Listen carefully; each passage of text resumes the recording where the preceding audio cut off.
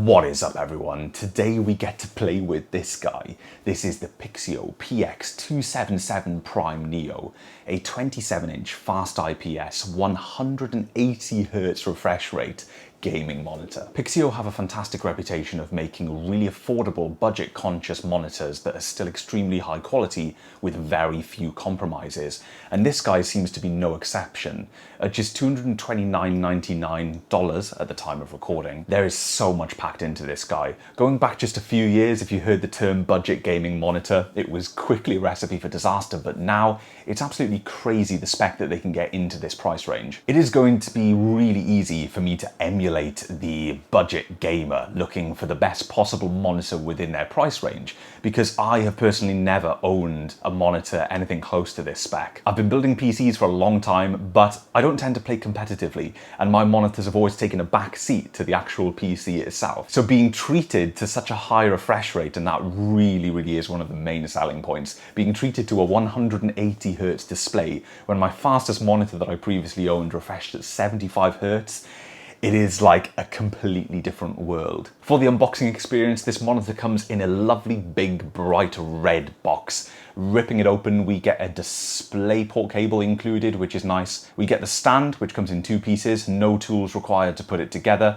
We also get a power supply. For this one, it's shipped from the US, so we've got a US power supply, but presumably if this monitor is becoming available on Amazon UK anytime soon, or from a UK reseller, it will ship with a UK power cable. This is a very new model, so keep an eye if you do want to see it coming out. It may be landing on Amazon UK. For the people in the US, it can be purchased directly from the Pixio website right now. Packaging is good and monitor assembly is super easy. One corner that hasn't been cut is the stand. Even though this is a budget offering and you are getting a lot for your money, you don't have to worry about a flimsy stand. This is a very sturdy stand that's easy to put together, easy to attach to the monitor, and includes all of the adjustments that you would want, such as height adjust, rotation, and tilt. The monitor itself from the front is extremely clean, with the most aggressive part of the design being the stand, and everything from the front is all black. On the back is where we come across the most of the gamery type design language. There's this hexagon shape in the middle where the stand attaches. There's some small red detailing around this shape, and then we just have some nice clean lines coming off that and a small subtle Pixio logo in the back as well. Again, nothing too outrageous, just slightly more gamery than the design from the front. On the back of the stand, we don't have a huge amount in terms of cable management, but we do have this nice generously sized cable loop that allows you to wrap a display cable and a power cable neatly around the back.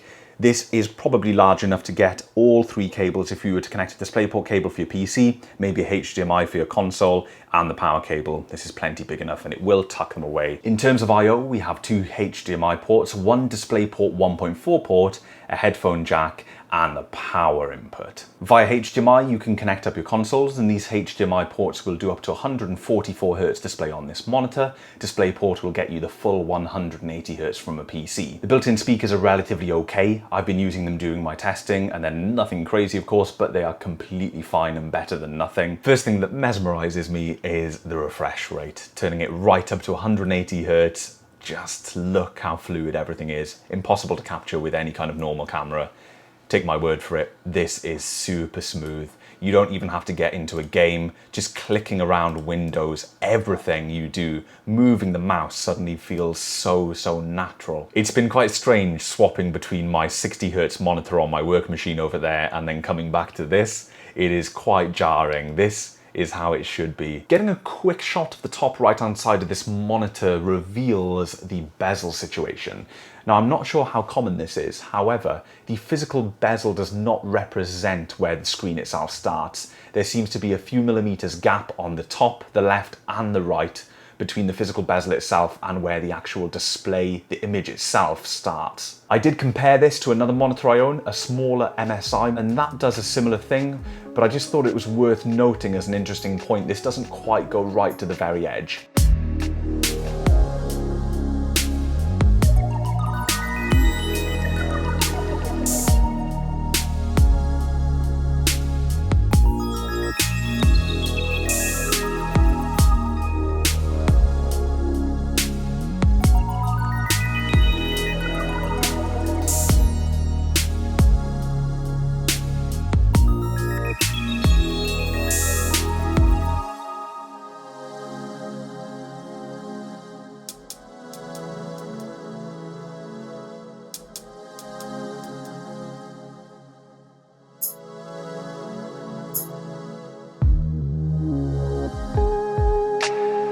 I've had this monitor set up for a couple of days, getting to grips with it on my test setup. I think it's time to move it over to the main setup and see how it can handle some more varied tasks.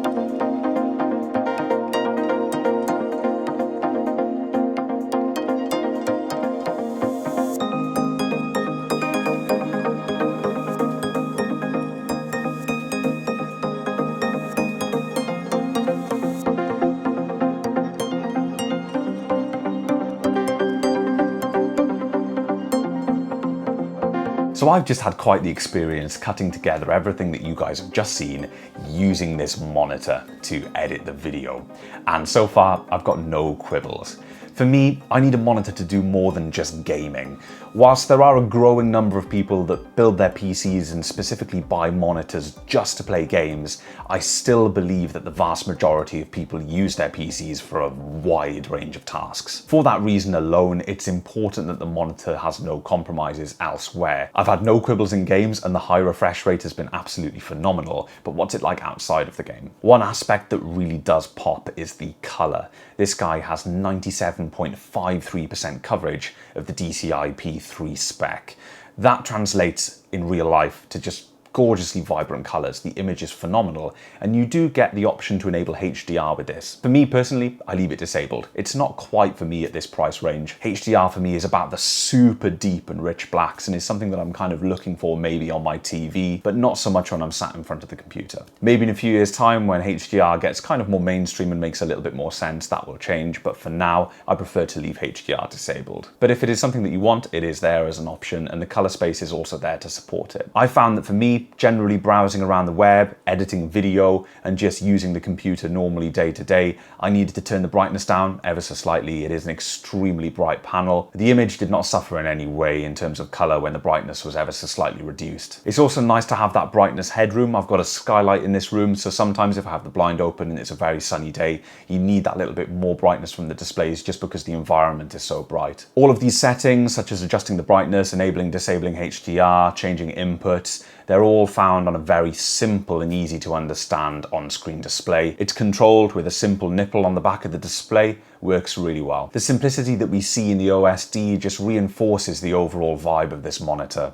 It has the stuff that you need and it doesn't have the stuff that you don't need. It's simple, easy to approach, no bells, no whistles. But if you're looking for a 27-inch 1440p monitor with a high refresh rate, extremely capable in games, but equally as capable outside of the game, this is a great choice. One thing that's going to be difficult for me is going back to a 60Hz or 75Hz display. I think high refresh rate is one of those technologies you don't know you miss it until you try it, and then once you do try it, you can't really go back. It is just so smooth. So I'm going to leave you with that for now. I'm going to duck out of this project for just a couple of hours and maybe enjoy a few more games on this guide. Thank you so much for watching, and I'll see you all in the next video.